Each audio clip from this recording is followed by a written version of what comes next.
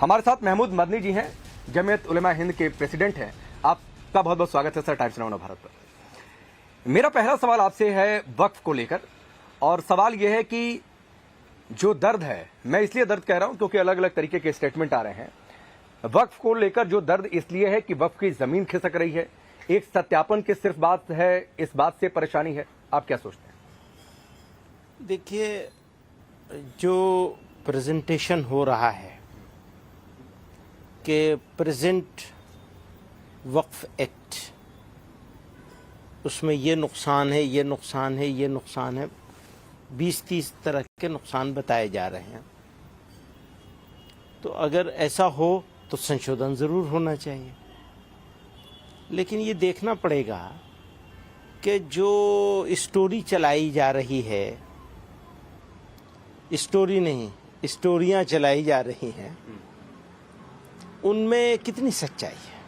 अगर सच्चाई है ज़रा भी, तो हमारी सहमति होनी ही चाहिए। आपको झूठ लग रहा है?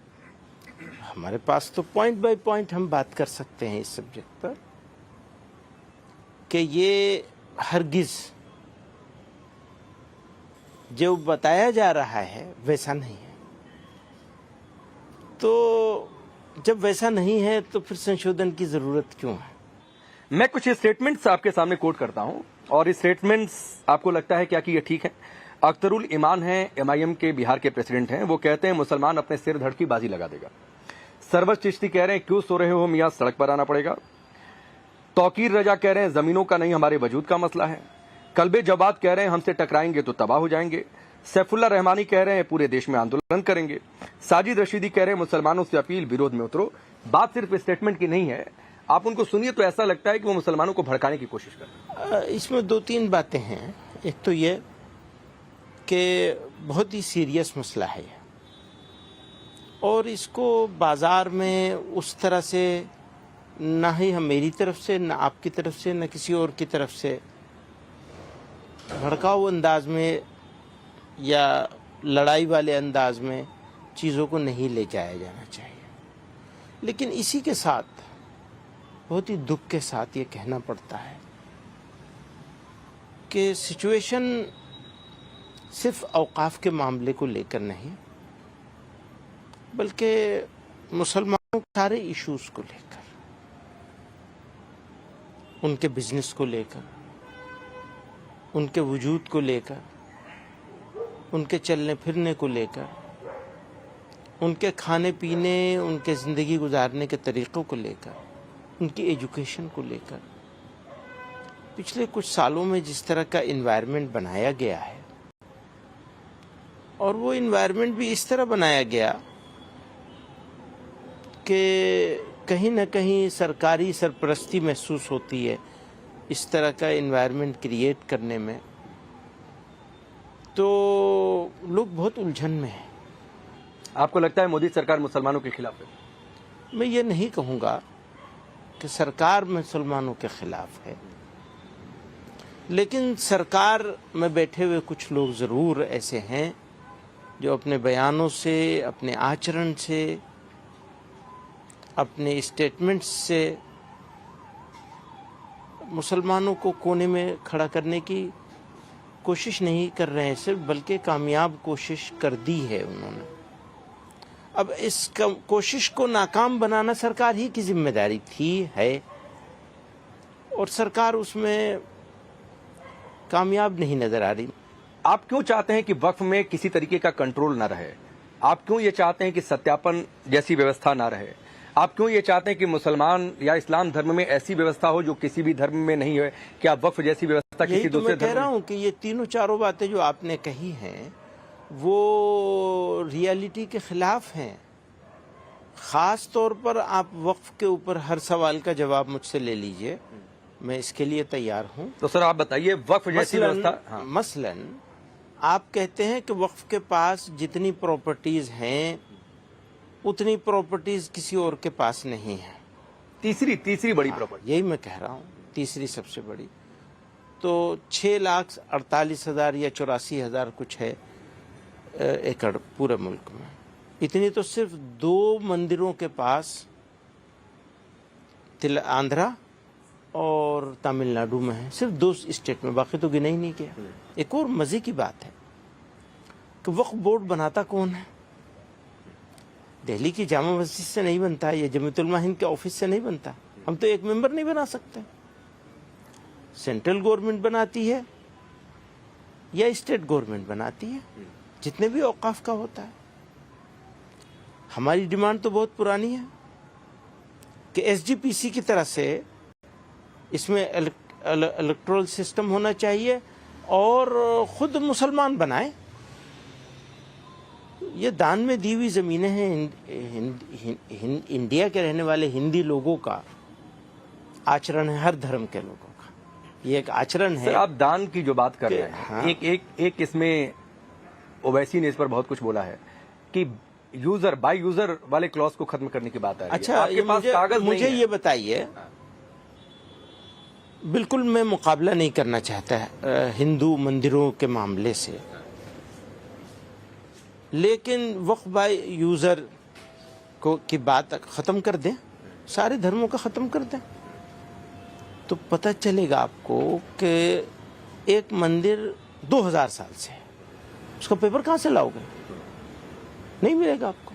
लेकिन उसको वक्फ बाय यूजर ही, नाम उसका कुछ भी हो, सर, आपने यूजर में ही उसको आपने ठीक बात कही। बिहार का एक गांव है, पूरे गांव पर वक्फ बोर्ड ने दावा ठोक दिया। ठीक बात है। एक साउथ का केस, साउथ का वो दोनों केस हमारे, मुझे मालूम है, बहुत मर्तबा में तो उसका जवाब दे चुका हूं। 1500 साल पुराना मस्जिद और उसे वक्फ बोर्ड कहते कि मंदिर जो है, मैं उसी को कह रहा हूँ। मेरा कहना यह है कि ये आधा परोसा जा रहा है लोगों को, और तो आपको वो दावा ठीक लगता है? आपको वो दावा ठीक लगता है बिहार के गांव का? एक बात वही तो मैं कह रहा हूँ, दावा कोई भी करे, दावे को सिद्ध करने का जो प्रोसेस है, उस प्रोसेस में वो अगर झूठा दावा है वो कभी भी सिद्ध नहीं कर लेकिन सकेगा। इसमें जिम्मेदारी तो जिस शख्स की जमीन है उसकी ज्यादा बन जाती है ना। वक्फ बोर्ड को कहाँ सिद्ध करना होता है? ना अगर मान लीजिए कल को वक्फ बोर्ड कह दे कि मेरी, हाँ, ऐसा नहीं है। हाँ, ये भी गलत ख्याल है।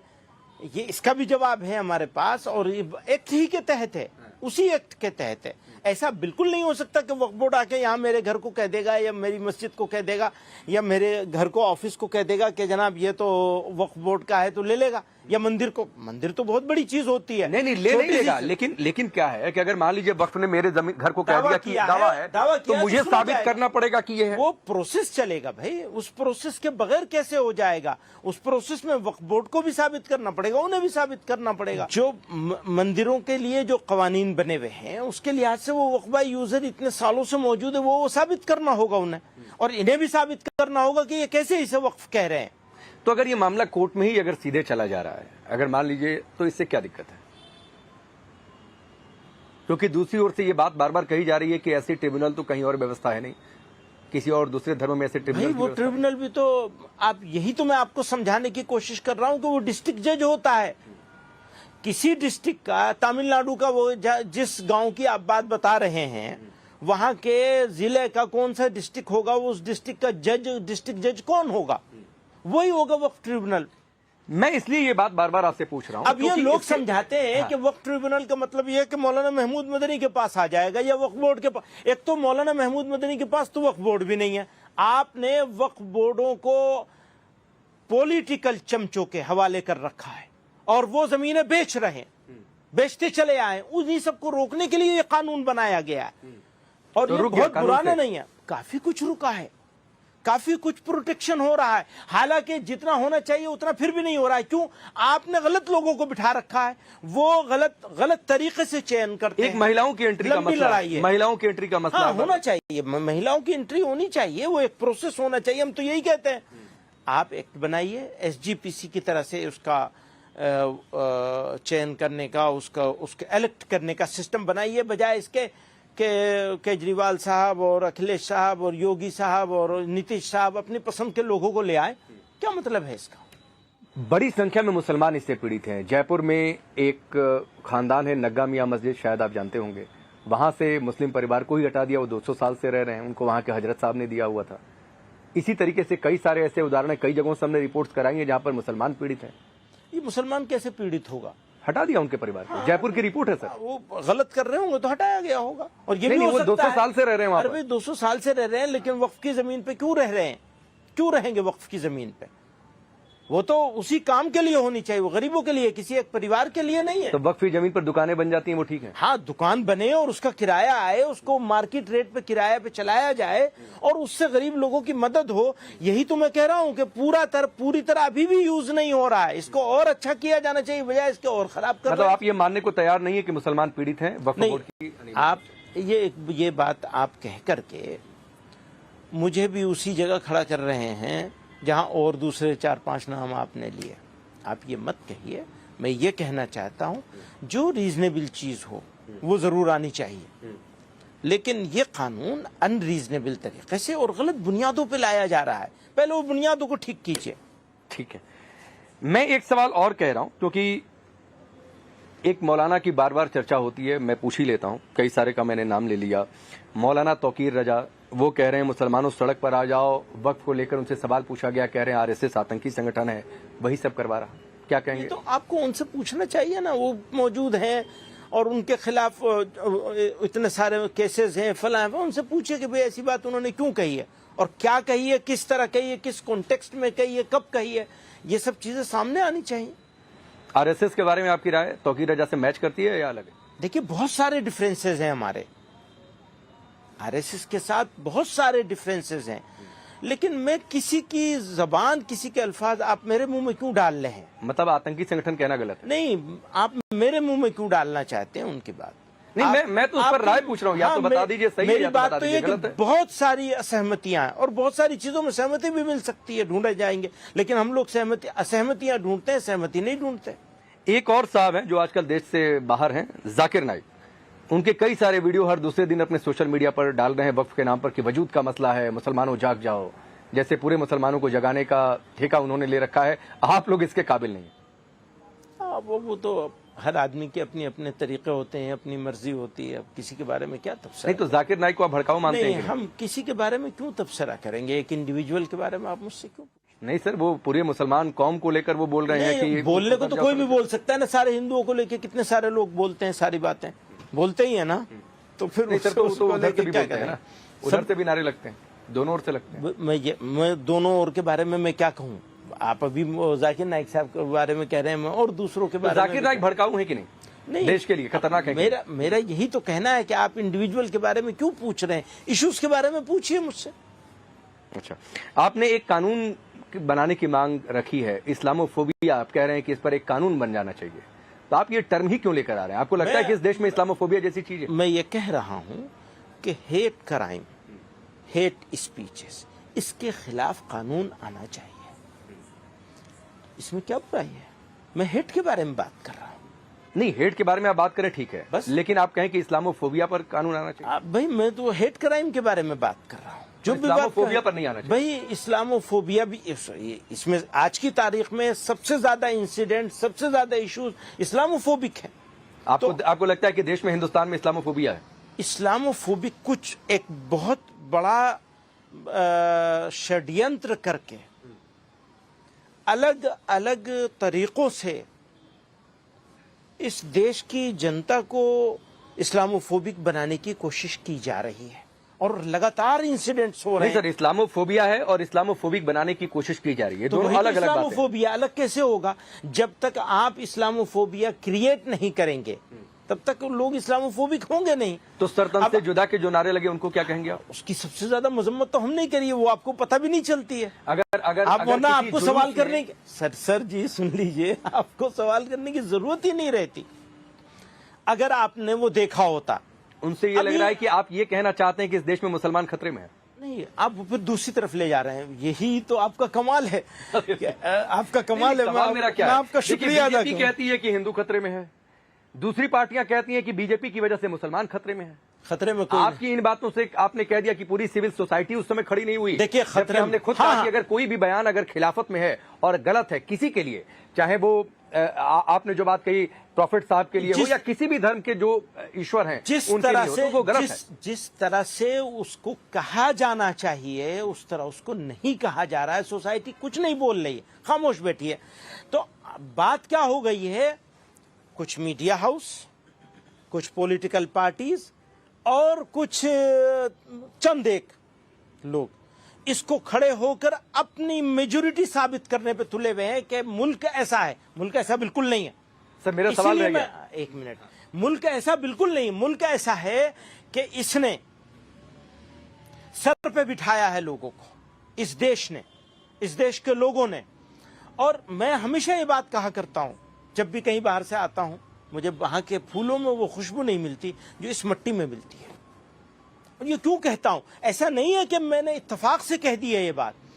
आज भी मैं इस बात को कहना चाहता हूं, मेरा यकीन है इंडियन मुस्लिम्स के लिए इंडिया से अच्छी जगह नहीं है। तो सर फिर भी क्यों, मेरा सवाल रह गया कि क्या इस देश में मुसलमान खतरे में है, आप मानते हैं सर? मैं तो इस सवाल का जवाब ही देने में इतनी सारी, तो सर हाँ या ना में बता दीजिए ना। हाँ ना में क्या बात है? मेरा ये कहता हूँ बकवास है ये सब, ना हिंदू खतरे में ना मुसलमान खतरे में। लेकिन जो सिचुएशन है बहुत गंभीर है, खतरे में डालने की कोशिश हो रही है। बहुत गंभीर सिचुएशन है। उस सिचुएशन को ठीक तरीके से एड्रेस करना होगा, और खास तौर से पांडे जी आप जैसे लोगों। तो सर ये सिचुएशन आपको तब नहीं समझ में आती है जब सूरत के एक पंडाल में एक समुदाय जाकर वहां पर पत्थरबाजी कर देता है गणेश पूजा के दौरान, ठीक है, और उसमें मदरसे की इन्वॉल्वमेंट खुलकर सामने आती है, जो अभी तक इन्वेस्टिगेशन की बात है। ठीक है, लखनऊ में घर में घुसकर गणेश मूर्ति तोड़ दी जाती है। मांड्या में आप जाकर देख लीजिए जो तस्वीरें वहां पर सामने आई, उससे हिंदू खतरे में आ गया है। नहीं मैं ये बिल्कुल नहीं कह रहा। आप ये चाहते, मैंने ये बिल्कुल नहीं कहा सर। तो उनको किसने प्रोवोक किया सर? आप ये समझ रहे हैं, आप ये समझ रहे हैं कि हम लोग उसका विरोध नहीं कर रहे हैं। नहीं, मैं आपकी राय, क्योंकि आपको इस देश के आपके कौम की एक बहुत बड़ी आबादी आपको फॉलो करती है सर। राय लेने के लिए सवाल दूसरी तरह से होगा, फिर वो इस तरह सवाल नहीं होगा जिस तरह आप सवाल कर रहे हैं। ये सवाल तो आपका, अगर मैं इस पर जरा भी राय दूं तो इसका मतलब ये होगा कि मैंने ये मान लिया कि सारा काम मुसलमान ही कर रहा है। तो ये वो मेरी राय लेनी है, वो दूसरी तरह आप सवाल करेंगे, और मेरे ऊपर, मेरे सर पे रख देना है तो सवाल इसी तरह होगा जैसा आप कर रहे हैं सर। तो इस तरह नहीं, बल्कि उस तरह बात होगी कि जैसे, देखिए देश हम सबका है, हम सबको मिलके इसको करना है। अब मैं बहुत दो टूक बात कहना चाहता हूं, और हमेशा कही ये बात, इसमें लगी लिपटी रखने वाली कोई बात नहीं। अगर कोई मुसलमान किसी इबादत गाह पर, किसी इबादत की जगह पर, किसी इबादत के मौके पर, या किसी इंडिविजुअल पर, या किसी के घर में, या किसी के चलते रास्ते में कोई अपमान करे, बेइज्जती करे, बदतमीजी करे, वो इस काबिल है कि दूसरों को जितनी सजा मिलती है उसकी दुगनी सजा उसे। सर लेकिन मैं आप कहेंगे कि मेरे सवाल पूछने का तरीका गलत है। जब कार्रवाई हुई सूरत के मामले में, जब कार्रवाई हुई लखनऊ के मामले में, घर में ताले बंद करके छिपे हुए थे, निकाला गया, लोग कह रहे हैं पुलिस ने क्या कर दिया, ये कोई तरीका है क्या? कहा, किसने कहा? बहुत सारे लोगों ने कहा। ना मेरे डिबेट शो में बहुत सारे लोग। अब वो तो आपके डिबेट शो में किस तरह के लोग आते हैं मुझे नहीं मालूम, किसने क्या कहा है ये तो आप ही। अच्छा, वक्त पर जो चर्चा चल रही थी उसमें एक बात रह गई, क्योंकि एक अलग तरीके का माहौल, तस्वीरें कभी हिमाचल से आ रही हैं, कभी अलग अलग उत्तराखंड से तस्वीरें सामने आ रही हैं। मस्जिद अवैध बनी थी, वक्त कह रहा है कि नहीं सही है, इस पर आप क्या कहना चाहेंगे? देखिए, ये तो अब हर जगह बहुत सारी इबादत गाहों को लेकर बहुत सारे मसले चल रहे हैं, तो ये मैटर ज्यादातर सबजुडिस है। तो जो सबजुडिस मैटर हो उसके बारे में मुझे नहीं लगता कि मुझे कुछ ज्यादा बात करनी चाहिए। लेकिन आपने सबजुडिस की बात कही, एक और मामला सबजुडिस है, लेकिन मैं चाहूंगा कि आप उस पर राय दें, क्योंकि उस पर स्टेटमेंट आया है, और स्टेटमेंट है मुख्यमंत्री योगी आदित्यनाथ का, और वो बयान आज का ताजा बयान है ज्ञानवापी पर, कि ज्ञानवापी को मस्जिद कहना गलत है, ज्ञानवापी तो साक्षात विश्वनाथ है। देखिए, ये उनकी अपनी एक राय है, अब किसी की अपनी राय है तो वो राय देगा, तो उसके ऊपर मैं क्या तफसील। आपकी राय क्या है? मैं यही कह रहा हूं कि मैटर सब जुडिस है, और लोकल कमेटी उसकी लड़ाई लड़ रही है, वो राय देंगे इसके बारे में। पहले भी सब जगह कहता रहा हूं, ये दोनों मामले, मथुरा वाला भी, काशी वाला मामला भी, इसमें नेशनल लीडरशिप को और दूसरी जगह बैठे हुए लोगों को दखल नहीं देना चाहिए, वो लोकल कमेटियों को देखना चाहिए। ठीक है, कई सारे यूपी से चूंकि बातचीत उठी है, तो हलाल प्रोडक्ट को लेकर बहुत सारी बातें हुई हाल फिलहाल में, कई चीजों को बैन भी किया गया। तो ये कौन सर्टिफाई करता है सर, हलाल, झटका? और फिर लोग ये पूछते हैं कि मतलब तेल भी हराम हो गया, टूथपेस्ट भी हराम हो सकता है, झाड़ू भी। पहली बात यह है कि हलाल और हराम, इसका ताल्लुक सिर्फ झटके और हलाल से नहीं है। पाक चीज हो या नापाक हो, पानी भी पाक नापाक हो सकता है, ये पानी पाक होगा अगर इसके अंदर इसको गलत तरीके से रिफिल किया गया है, डाला गया है इसमें, या जिस केमिकल से इसको साफ़ किया गया, अगर पानी साफ़ करके डाला जा रहा है तो वो केमिकल कैसा है, उसके अंदर कहीं जेलेटिन का यूज़ तो नहीं हुआ है, तो इसको ज़रूरत है सर्टिफिकेशन की। अच्छा, एक और बात समझिए, एक है लोकल मामला, एक है इंटरनेशनल मामला। इंटरनेशनल मामले में जो इंपोर्टिंग कंट्रीज़ हैं उनकी डिमांड होती है, उस डिमांड पर ये सर्टिफिकेशन का प्रोसेस गवर्नमेंट ऑफ इंडिया के इंटरवेंशन से स्टार्ट किया गया है। हम आज भी कहते हैं साहब बिजनेस बना रखा है इन्होंने, वो कहते भैया कल के बंद करते हैं, आज बंद करवाओ, तो हम तो तैयार हैं, बोलो। तो हमें इसमें हम नंबर एक, कोई गलत काम नहीं कोई कर रहा है, अगर कोई कर रहा है तो उसको सज़ा मिलेगी। अब तो STF वाले सब उसको देख रहे हैं, मैं भी उसमें 2 मरतबा जा चुका हूँ वहाँ पे, और मैं उनको भी कह के आया हूँ, आपसे भी कह रहा हूँ, आपके माध्यम से सब लोगों तक के पहुँचाना चाहता हूँ कि कल का बंद करते आज बंद कर देंगे। लेकिन एक बात याद रखिए, हम अगर ये पानी पाक नहीं है तो हम इसका यूज भी नहीं कर सकते, इवन हाथ मुंह धोने के लिए भी यूज नहीं कर सकते, हमारा हाथ भी नापाक हो जाएगा। अच्छा, योगी आदित्यनाथ की बातचीत चली थी, मैं एक सवाल पूछता हूं कि आपके हिसाब से मुख्यमंत्री योगी आदित्यनाथ मुसलमानों के लिए बेहतर हैं या बदतर हैं? देखिए, सिर्फ मुसलमान के पॉइंट ऑफ व्यू से आप क्यों देखते हैं? क्योंकि सर यही नैरेटिव सेट किया जाता है कि वो भगवादारी हैं, वो मुसलमानों के खिलाफ हैं। कोई आप नहीं बोलते हैं, कोई आपकी कौम से बहुत सारे नेता हैं जो लोग बोलते हैं। मैं कहता हूं, कोई किसी भगवादारी को भगवादारी होने की वजह से मुसलमानों का विरोधी माना जाए, ये गलत बात है। किसी भगवादारी को भगवादारी होने की वजह से मुसलमानों तो का मैं क्या मानूं, योगी मुसलमानों के लिए बेहतर है कि नहीं? वही मैं कह रहा हूं आपसे, आप मुसलमान की बात क्यों पूछते हैं? स्टेट की बात पूछिए। नहीं, दोनों बता दीजिए सर, स्टेट और मुसलमान दोनों बता दीजिए। मुसलमान की बात नहीं बताएंगे, आप राय नहीं जाहिर करना चाह रहे हैं? नहीं, मुसलमान के पॉइंट ऑफ व्यू से क्यों पूछ रहे हैं आप? एक विशेष कम्युनिटी की तरफ क्यों ले जा रहे हैं? क्योंकि यही पोर्ट्रे किया जाता है कि योगी जो है मुसलमानों के खिलाफ है। बहुत सारे लोग ये आप नहीं बोलते होंगे, अखिलेश यादव बार बार बोल देते हैं। बहुत सारे भाई, वो एक पॉलिटिकल पार्टी के हेड हैं, उनको ये सूट करता है, उनको वो सूट करता है, दोनों को एक दूसरे का सूट करता है, वो करते हैं। तो मुझे बताइए ना, मैं चैनल पर क्या चलाऊं ब्रेकिंग में, कि मदनी साहब ने क्या कहा, योगी आदित्यनाथ मुसलमानों के लिए बेहतर है या बदतर है? देखिए, मैं बदतर तो कभी नहीं कह सकता, कुछ काम अच्छे होंगे, कुछ काम गलत होंगे, तो किसी को बदतर कैसे कहा जा सकता है? चलिए, एंटी मुस्लिम है या प्रो मुस्लिम है, मैं इसको थोड़ा सा रिफाइन कर देता हूं। नहीं, वो स्टेट के हेड हैं, मैं उन्हें एंटी मुस्लिम क्यों कहूंगा और क्यों मानूंगा? ना मानूंगा ना कहूंगा, अगर मानूंगा तो जरूर कहूंगा। मतलब आप नहीं मानते हैं? नहीं, मैं किसी भी हेड को, जो स्टेट को हेड कर रहा हो या कंट्री को हेड कर रहा हो, आप मोदी जी के बारे में पूछेंगे फिर तो मैं क्या कहूंगा? मैं पूछूंगा, लेकिन आखिर में मैं कह रहा हूं, मैं नहीं कहूंगा इस बात को। अच्छा, एक माहौल, चूंकि वक्फ की बात आ जाए या फिर सरकार कुछ भी नया लेकर आए, ट्रिपल तलाक बिल लेकर आई, या फिर असम की मैं चर्चा कर लूं जहां पर बहुविवाह को बंद करने की बातचीत सामने आई, वो एक एक्ट लेकर आ गए, तो तुरंत सड़क पर उतर जाते हैं। ये माहौल बना दिया जाता है कि इस देश में सब कुछ मुसलमानों के खिलाफ हो रहा है। हो ही रहा है, बहुत कुछ, सब कुछ नहीं लेकिन बहुत कुछ हो रहा है। जब हो रहा है तो कहा जाए बहुविवाह बंद करना मुसलमानों के खिलाफ हो गया। नहीं, बहुविवाह के ऊपर आप स्पेसिफिक अगर बात करना चाहते हैं तो वो अलग सब्जेक्ट है। हमारा ये कहना है कि आज़ादी के ज़माने में जब ये बात चल रही थी कि मुसलमान इस मुल्क में रहेगा या जाएगा, तो हमने इस देश को चूज किया था। यहीं रहे हैं, इसी गली की है खाक से यहीं खाक अपनी मिलाएंगे, किसी शायर ने उसी जमाने में कहा था।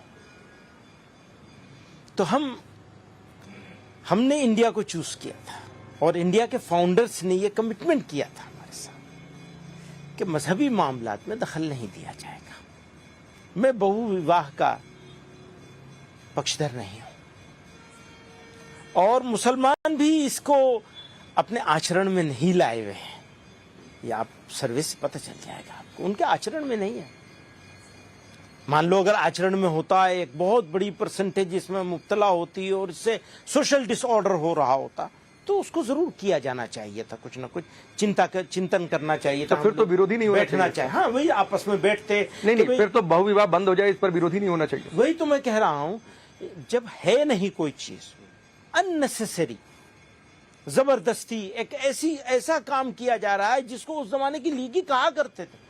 तुम यहाँ रह रहे हो, सुनिए, हाँ। तुम यहाँ रह रहे हो, तुम्हारे साथ ये होगा, ये होगा, ये होगा, ये होगा, ये होगा, आप उसको सच करने पर तुले हुए हैं कि जिन्हा ने जो कहा था वो सारा सही है। नहीं सर, तो लेकिन हमें आपने कोने में खड़ा, मदनी साहब आप दोनों तरीके की बातें कर रहे हैं। आप कह रहे हैं ऐसा होता भी नहीं है, फिर आप विरोध भी नहीं कर रहे हैं, आप समर्थन भी नहीं कर रहे हैं ना कि नहीं होता है, लेकिन एक इस्लामिक लॉ है, आप उसको क्यों तोड़ना चाहते हैं, क्यों खत्म करना? तो आप चाहते हैं शरीयत के हिसाब से देश चले? नो भाई, देश तो मुसलमान शरीयत के हिसाब से चल रहा है, वो चलेगा।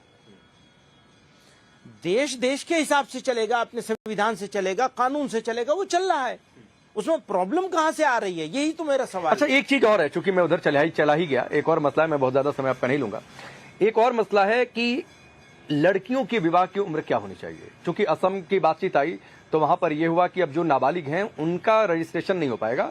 रजिस्ट्रेशन नाबालिग बच्चियों का निकाह बिल्कुल नहीं होना चाहिए। तो आप ये मानते हैं कि 18 के नीचे अगर कानून ये कहता है कि 18 की बात तो अलग है, 21 भी करने जा रहे हैं, शायद हो भी है, हिमाचल में हो गया। हाँ, तो वो ठीक है। वहां तो कांग्रेस की सरकार ने किया है। तो मेरा कहना यह है कि नाबालिग बच्ची का निकाह बिल्कुल नहीं होना चाहिए। उम्र क्या होनी चाहिए? उम्र तो हमारे अभी हाई कोर्टों ने, कितने हाई कोर्ट ने, 3 हाई कोर्ट हैं गालिबन, मैं आपको भेज दूंगा। नहीं, मसला तो सुप्रीम कोर्ट में भी है।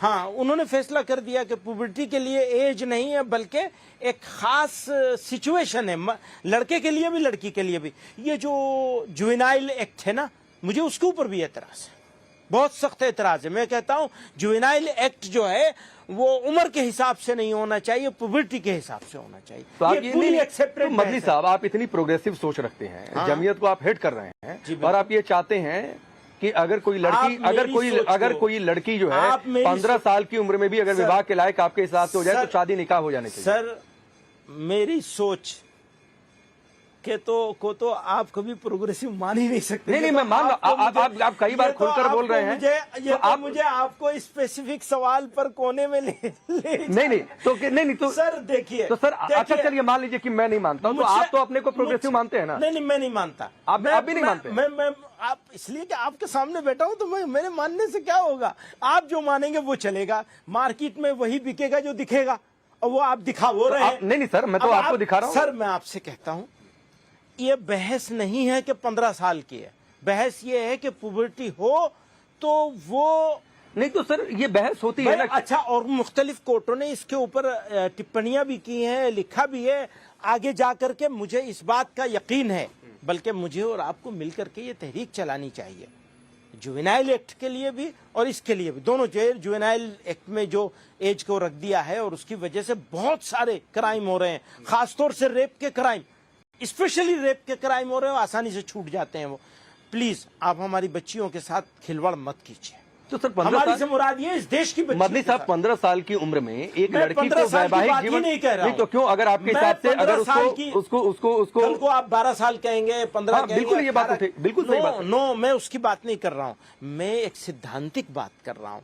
आप इसलिए कि शरीयत में बात ले जा रहे हैं, इसलिए कि इस्लाम में है। भाई इस्लाम की बात ही नहीं कर रहा हूं मैं कहा इस्लाम की बात कर रहा हूं? आप मुझे जबरदस्ती मेरे मुंह से इस्लाम की बात करवाना चाह रहे हैं। भाई साहब, हम इस मुल्क में रहते हैं, हम सब इस मुल्क के शहरी हैं, हमारे सामने हमारी बहनों बच्चियों के साथ ऐसे ऐसे वाक़े हो रहे हैं दर्दनाक। कुछ दिखते हैं, कुछ दिखते नहीं है। कलकत्ता वाला हमको बहुत दिख गया, उत्तराखंड वाला हमको नहीं दिखा, तो हमको दिखता भी नहीं है। सिलेक्टिव है हमारी, वो चश्मे भी हमारे सिलेक्टिव है।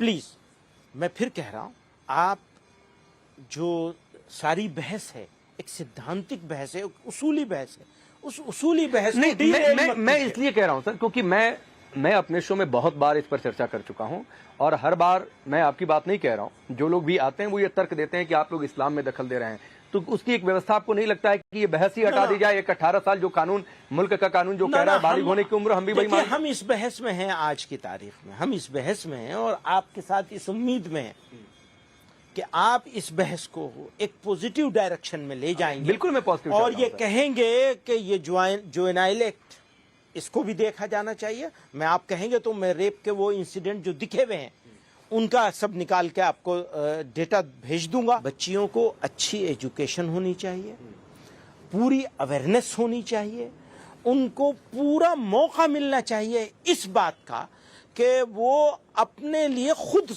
चुनने की उनके अंदर समझ डेवलप हो जाए, तब उनकी शादी होनी चाहिए। एक 2-4 मिनट और आपका।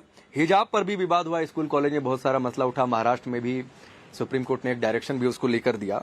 क्या आप मानते हैं कि ड्रेस कोड का पालन होना चाहिए या नहीं होना चाहिए? किसी एजुकेशनल इंस्टीट्यूट की मैं बात कर रहा हूं, सार्वजनिक जगहों पर नहीं। सार्वजनिक जगह पर तो ठीक है, जिसका जो नियम है वो पालन करें धर्म के हिसाब से।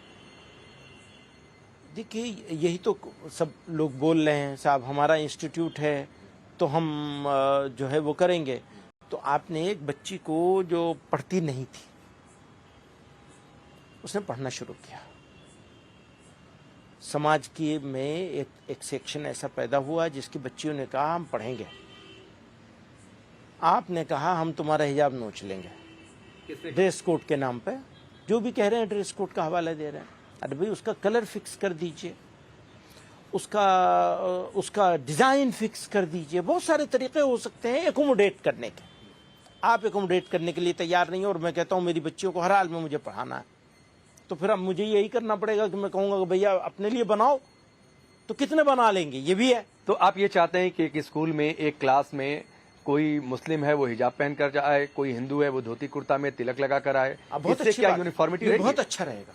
अगर कोई हिंदू तिलक लगा के आता है तो फिर एक जैसी एक समान कैसे? टीचर के लिए जो पढ़ा रहा है, शिक्षक है, उसके लिए तो सारे छात्र, चाहे वो हिंदू है, मुस्लिम है, सिख है, ईसाई है, उसके लिए तो सब एक जैसे एजुकेशन देगा। अच्छी बात है, बिल्कुल। तो इससे यूनिफॉर्मिटी कहाँ रहेगी? होने चाहिए। तो कैसे कपड़े से थोड़ी, अगर पहनावा अलग अलग हो गया तो? नहीं, पहनावे से थोड़ी यूनिफॉर्मिटी आएगी। मतलब आप स्कूल ड्रेस के खिलाफ है? नहीं, मैं फिर वही बात, आप एक बात को फौरन उचक कर दूसरी तरफ चले जाते हैं। क्योंकि आपने कह दिया कि हिंदू को ये वो धोती कुर्ता तिलक में आए और मुस्लिम लड़कियां हिजाब पहन कर। नो, ऐसा नहीं है। बल्कि हम ये कहना चाहते हैं कि बच्ची आज की तारीख में, अब मान लीजिए कि मैं कुर्ता पैजामा पहन के जाऊं, आप उसको रोकिए, बिल्कुल रोकिए। नहीं, कुर्ता पैजामा नहीं चलेगा।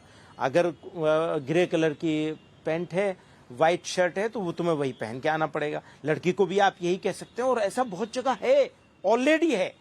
कुछ ही जगहों पर ऐसा किया जा रहा है, खास प्लानिंग के तहत। बहुत सारी जगहों पर है कि वो कहते हैं लड़कियां शलवार पहन के आएंगी, तो ग्रे कलर की शलवार होगी लड़कियों की, लड़कों की ग्रे कलर की पैंट होगी, व्हाइट कलर का कुर्ता होगा लड़कियों पे, और लड़कों पे व्हाइट कलर की शर्ट होगी। क्या प्रॉब्लम है अगर उसमें वो व्हाइट कलर की या ग्रे कलर का उसको आप इजाजत दे दे? देखिए, ऐसा है, आपको ये अभी भी नाजायज लगेगा, मैं जानता हूं, इस वजह से कि आप वो फीलिंग्स को और लड़कियों की प्रॉब्लम को नहीं समझ पा रहे हैं। तो हिंदू और मुस्लिम लड़कियों की अलग अलग प्रॉब्लम होती है। हाँ, यकीनन। आज तक तो मुसलमान अपनी बच्चियों को पढ़ाने के लिए तैयार नहीं थे। मुश्किलों से तो वो तैयार हुए हैं, फिर कहते हैं नहीं, इसको तो हिजाब उतार के जाना पड़ेगा, तो वो प्रॉब्लम होगी, वो लड़की बेचारी रोती बहुत। नहीं, मदनी साहब, बहुत सारे आप देश हम में यही कहते हैं, ये आजादी दे दीजिए, लड़कियां फैसला करें उन्हें हिजाब पहनना है या नहीं। एक छोटा सा टिप्पणी आप आपकी। मत उतरवाइए देश में कई सारे नारे लगे कई जगहों पर कि हिंदुस्तान में रहना है तो या रसूल कहना है, कई सारे इस तरीके के नारे ऐसा कोई नारा मेरे इल्म में नहीं। रायबरेली में बिल्कुल, रायबरेली में लगा था। ना, मैं नहीं मानता। कई आपके कौम के लोगों ने विरोध भी किया। मैं ये भी कह रहा हूँ विरोध। मैं नहीं मानता इस बात को कि ऐसा कोई लगा है, और लगा है तो बहुत बदकिस्मती की बात है, चाहे इधर से लगाओ चाहे उधर से लगाओ। बिल्कुल ठीक बात है। अब आपने कहा था कि मोदी पर भी पूछेंगे, तो मैं पूछ ही लेता हूँ। प्रधानमंत्री मोदी और बीजेपी को लेकर ये बार बार पोर्ट्रे किया जाता है कि वो मुसलमानों के खिलाफ हैं, वो सत्ता में रहे तो फिर तो हिंदू राष्ट्र बन जाएगा। मैंने पहले जवाब दिया आपको, मुसलमानों के बारे में बात मत करिए, बल्कि देश के बारे में बात करिए। देश में यकीनन उनके हाथ से बहुत से अच्छे काम और उन्हें अप्रिशिएट किया जाना चाहिए।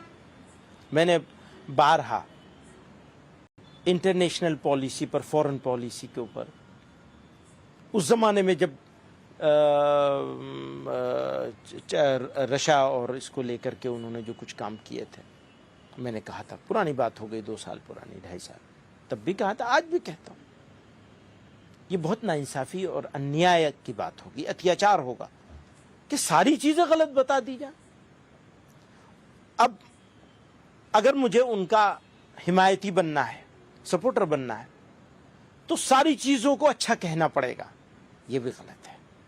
अगर मुझे कोई चीज ऐसी लगेगी, जैसे उनकी इस बारे में खामोशी है, जो इस्लामोफोबिक सिचुएशन क्रिएट की जा रही है, उसके बारे में उनकी खामोशी, उस पर मुझे बहुत ऑब्जेक्शन है, बहुत एतराज है।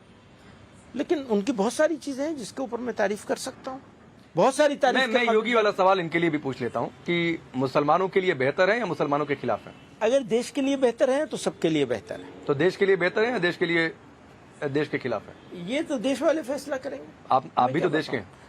मैं यही बता रहा हूँ ना कि आप मुझसे मुसलमानों के कॉन्टेक्स्ट में इस तरह से सवाल करेंगे तो मेरे लिए बहुत मुश्किल होगा ये बात कि मैं ये कहूँ कि बहुत बदतर है। ये कैसे हो सकता? कोई आदमी नहीं तो चलिए मैं इसको थोड़ा सा डिफाइन कर देता हूँ। एंटी मुस्लिम होने का नैरेटिव जो विपक्षी पार्टियां सेट करती हैं, वो सिर्फ वोट बैंक के लिए सेट करती हैं या प्रधानमंत्री मोदी एंटी मुस्लिम है? क्योंकि वो कहती हैं कि ये मस्जिदों में नहीं जाते हैं, मुसलमानों से बात नहीं करते हैं, जबकि हमने अगर वो मस्जिदों में जाने लगेंगे, अगर वो मस्जिदों में जाने लगेंगे, अगर वो रोजा इफ्तार कराने लगेंगे, अगर वो टोपी पहनने लगेंगे, तो क्या मुसलमानों के लिए बहुत अच्छे हो जाएंगे? मैं तो नहीं मानता इस बात को, कभी भी नहीं मानता इस बात। तो चलिए बता दीजिए सर, एंटी मुस्लिम होने का नैरेटिव सही है या गलत? यही तो कह रहा हूं कि अगर वो मस्जिदों में जाने लगे, अगर वो टोपी ओढ़ने लगे, नहीं मैंने छोड़ ही दिया उस सवाल को। क्या करते हैं सर, लोग क्या करते हैं, टोपी ओढ़ के दूसरों को टोपी उड़ाते हैं।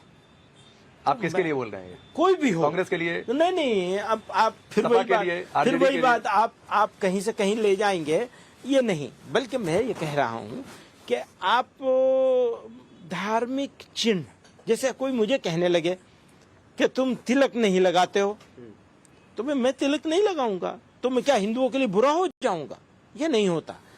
हमें ये देखना है कि ओवरऑल क्या है और एक्शंस क्या है।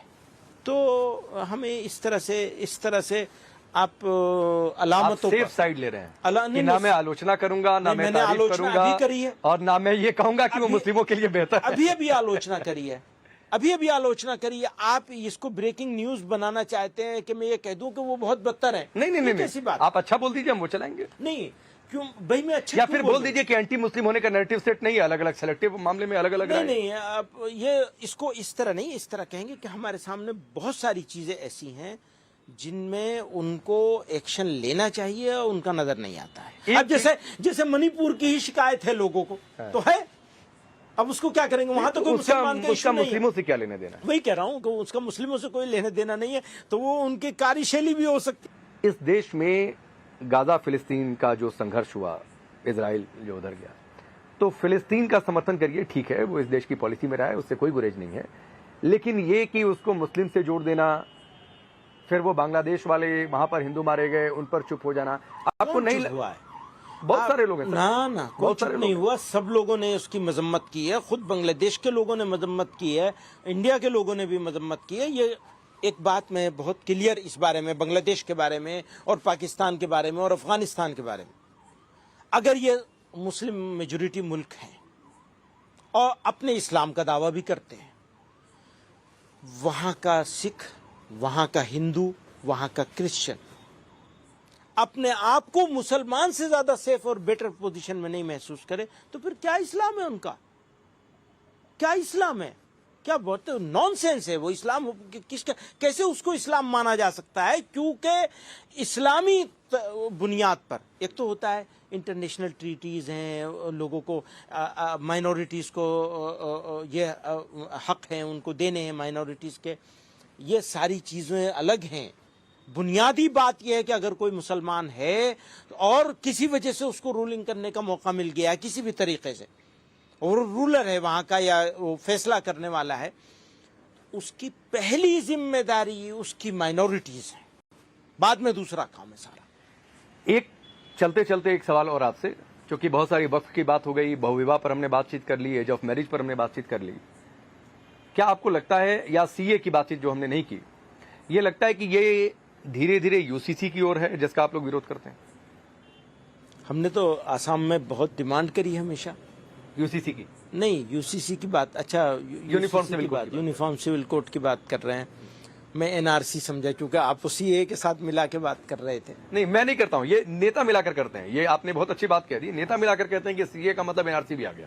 तो यूसीसी की बात यही है हमारी, वही जो मैंने बीच में यूसीसी के ऊपर बात हो चुकी है हमारी आपके, कि हमने मुल्क में, मुल्क के निर्माताओं ने, बनाने वालों ने, फाउंडर्स ने एक कमिटमेंट किया था, एक तसल्ली दी थी, एक इत्मीनान दिलाया था, उसको ख़त्म क्यों करना चाहते हैं? नहीं सर, और लाइए कोई नहीं, आपने संविधान का जिक्र किया, संविधान में इस बात का भी जिक्र है कि यूसीसी लाया जाए, जिस तरह का वही मैं कह रहा हूं कि उसका एक ब्लूप्रिंट लाइए, उस पर डिबेट कराइए, देखेंगे, हो सकता है अच्छा हो, अच्छा होगा तो सपोर्ट भी करेंगे, क्या दिक्कत है? अभी से क्यों उसको अपोज करेंगे? नहीं, माहौल तो ऐसा ही बनता है। अभी से उसको क्यों अपोज करेंगे? लाए ना फिर, जैसे सीए का विरोध हुआ, उसके आधार पर जिस तरीके से आंदोलन इस देश में चले। ठीक है, अब वो लोगों का आंदोलन चलाने का भी तो अधिकार है ना, आप कैसे छीन लेंगे? वो तो हमारे डेमोक्रेसी ने, हमारे संविधान ने अधिकार दिया है। ठीक है, बहुत बहुत धन्यवाद मदनी साहब, आपने बहुत सारे मुद्दों पर बहुत बेबाकी से अपनी राय रखी है, और हालांकि कई सारे मसलों पर आप बहुत सेफ साइड, मसलन योगी, मोदी पर, वक्फ पर, आप बहुत जगहों पर सेफ साइड आप लेते हुए नजर आए। लेकिन मैं आपकी तारीफ करूंगा कि आपने हिंदुस्तान के सबसे पुराने मीडिया हाउस पर लाइव आकर और आपने राय रखी है, आप क्या सोचते हैं ये जनता के सामने है, और जनता तय करेगी कि आप किन मुद्दों पर बचते दिन नजर आए, किन मुद्दों पर आप कितने सही हैं, ये जनता तय करेगी। फिलहाल बहुत बहुत धन्यवाद हमसे बातचीत करने के लिए।